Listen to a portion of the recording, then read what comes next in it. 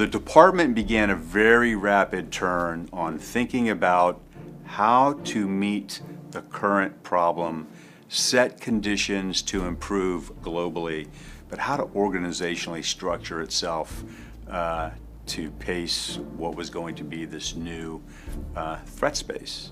And so that began, let's accelerate and establish a sub-unified command, United States Cyber Command, under U.S. Strategic Command, and then let's do that consistently across the board. The way that you close that gap between the present uncertainty and the future and its ambiguity is through the mission that we do, which is understand the adversary, seek to understand their intentions, pursue them in spectrum so that you can understand their data and their information and their cultural insight and assessment, and that you bring that to a decision maker with very little latency, as close to real time, the highest degree of confidence, and value-added context. And that is what we have been doing. That is what the foundations of our history and our culture have propelled us to this point. And that is just more of what we must do in the future so that we shape it for the outcomes that we desire. In the interest of the United States, absolutely, but also for our partners and allies.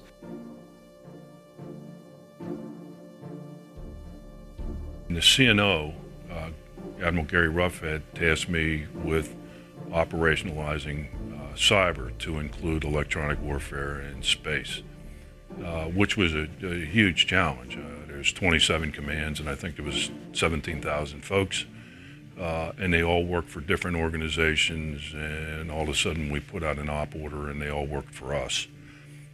So it was try to get all aspects of cyber funneled through one commander to both operate, defend the networks, and execute missions as defined by which was then a sub-unified command, U.S. Cyber Command. You know, I looked at it a lot from command and control aspect from a defense perspective, because if you don't have C2, you can't conduct any operations. And I think that's what CNO was looking for at the time, was to get an operational aspect in execution into what had been sort of a support function prior to that. The task force organization that was put together and enabled the command to execute missions, I thought that was very well done, and that was a great achievement. And then the ops center that we put together with the feeds that came into it and the visibility that that provided the commander to monitor network ops, I thought that was a huge success.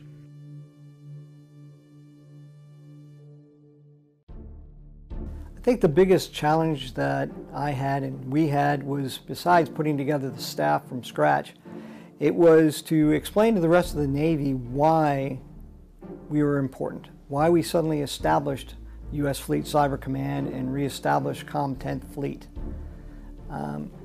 The Navy needed to know what had changed in the aspect of Navy networks, cryptology, communications, network security, etc. And there were a lot of challenges in those opening days as far as both putting together the organization and identifying the issues that we had, and then explaining why it was important to the ships, the submarines, the aircraft, shore commands, all the fleet commanders, why this is important.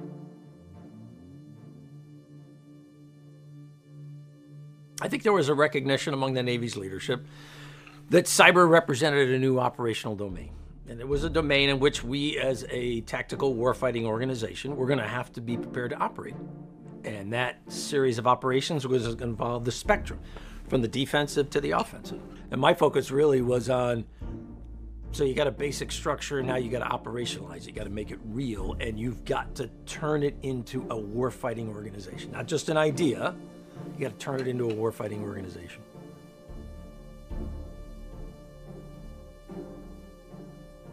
Fleet Cyber Command was only a few years old when I arrived, so getting people to know and understand that we exist, and they understand who Fleet Cyber Command 10th Fleet was, and that our commands, those two commands, weren't the same. I was able to travel and visit our commands around the world and learn their challenges that they were experiencing and when needed, I would engage with the host command to ensure the sailors and the families were being taken care of. I also had the ability to speak directly to the fleet commander to get their level of engagement when necessary.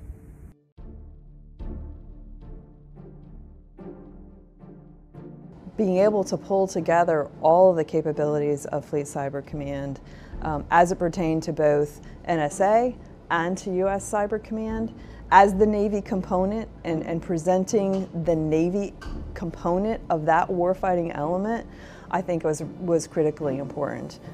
With Cyber Command, we were in the process of building up the teams. So there was a lot of moving parts that were Navy focused, NSA focused, and US Cybercom focused all at the same time. So I thought of my time, when I had the privilege to lead Fleet Cyber Command as really a building, rebuilding period for Fleet Cyber Command. I think creating the sort of the strategic narrative, which I don't consider my accomplishment, but I consider it accomplishment of the whole fleet. We put the bones together of what our strategic plan would be in terms of defining ourselves and defining what good looks like.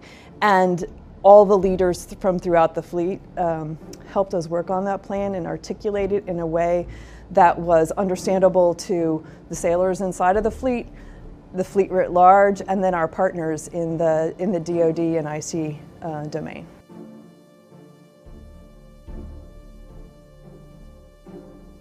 My message for you today is this: what you do matters. It matters to our Navy, it matters to our country's national security, and it matters to our family, to our friends and our loved ones who may never know what you do for our nation. Never forget that. We're not fighting an enemy that people can see, and we're not fighting a war where international norms exist. But make no mistake, we are in conflict day in and day out in the cyber realm. You all are on the front lines of that fight.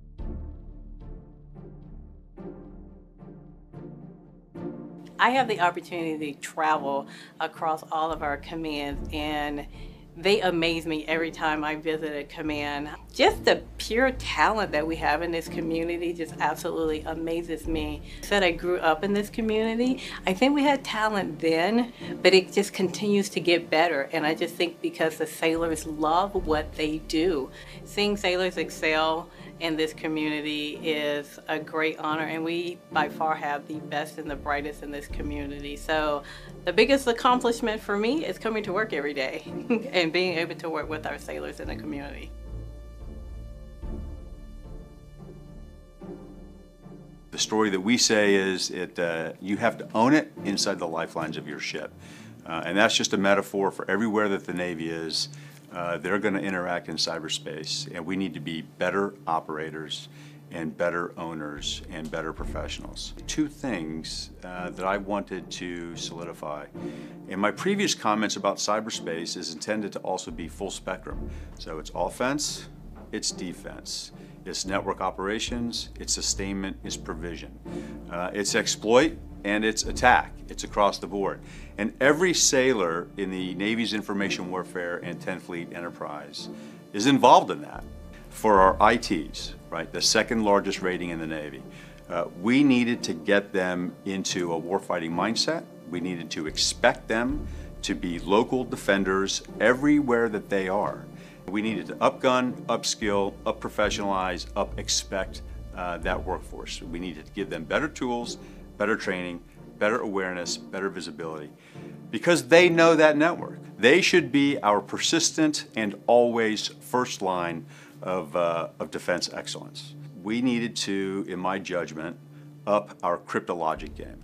Right? So our Navy has a wonderful history, and I would say our modern era Navy is built on both the failure at Pearl Harbor in 1941, December, and the success at Midway in June of 1942. And that is what the last 75 plus years has been for the Navy, its cryptologists, and its relationship to the fleet, to the national community and decision makers, and bridging that distance to make it as thinner, smaller, leaner, and faster as possible.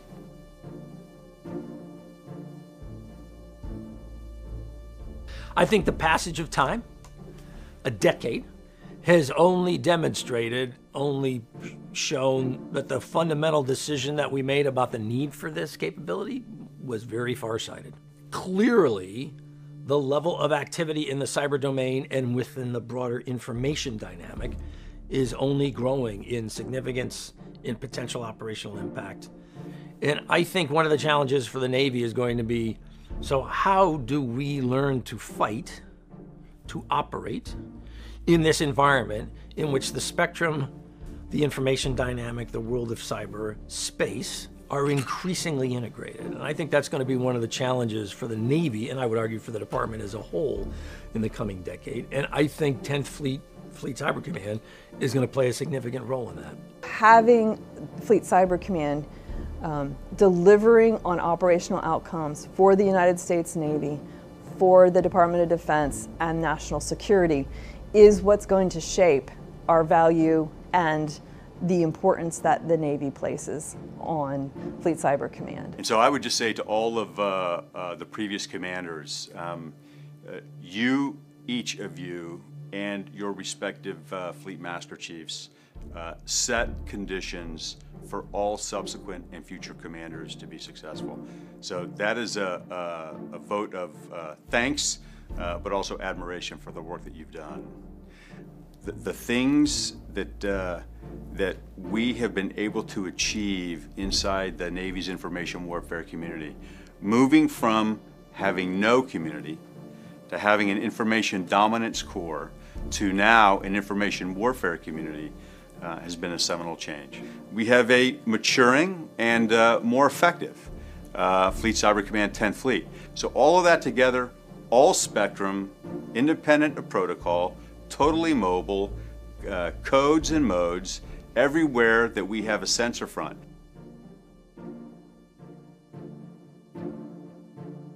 Hey 10th Fleet, this year we're celebrating the 10th anniversary of U.S. 10th Fleet Cyber Command. Congratulations on this significant milestone. It's due in large part to you and your predecessors' efforts, and I, for one, am extremely grateful. Happy birthday, Fleet Cyber. It has been an amazing 10 years, and I cannot imagine what the next 10 years in stores for us. Continue to do all of the great things that you're doing, supporting the commander and the men and women of 10th Fleet and Fleet Cyber, and I look forward to all of the things that are going to come. I want to say happy birthday to the men and women of Fleet Cyber Command and the U.S. 10th Fleet. I am incredibly proud of all you have accomplished to date, and I can't wait to see where you go in the future. Happy 10th birthday, Fleet Cyber Command. You look marvelous. I appreciate you all for keeping the fighting spirit of the Navy alive and well back at headquarters and around the world. Happy birthday. Happy birthday. And that happy birthday goes to both you, the men and women who do the work every day, but I also want to take a moment to thank your families, because I know you couldn't do what you do without those teammates. And the greatest teammate we have in life are our spouses, our families, our significant others. And so I thank you and I thank them for your continued devotion and your service to the nation. Keep driving, and happy birthday. Well, I would like to say to the men and women of U.S. Fleet Cyber Command and the U.S. 10th Fleet, a very happy 10th anniversary, and we will celebrate many of these in the years to come. Thank you. And I'd like to wish each and one of you, every one of you, a very happy 10th anniversary and compliment you on tremendous success that's been achieved over the last 10 years. Happy birthday, 10th Fleet. Congratulations on the last decade of outstanding support to our nation and our Navy. As your TICOM, I can't wait for the next decade ahead and all the good work that we are going to do on behalf of our warfighters and our nation. Again, happy birthday. I just wish for you, shipmates, once and always, friends, colleagues, mentors, sailors, deck plates, white hats, blue jackets, the goat locker, first class mess, wardroom, all of our civilians. it has been a magnificent decade. And I have every confidence that we will be around for not only another decade, but multiple decades.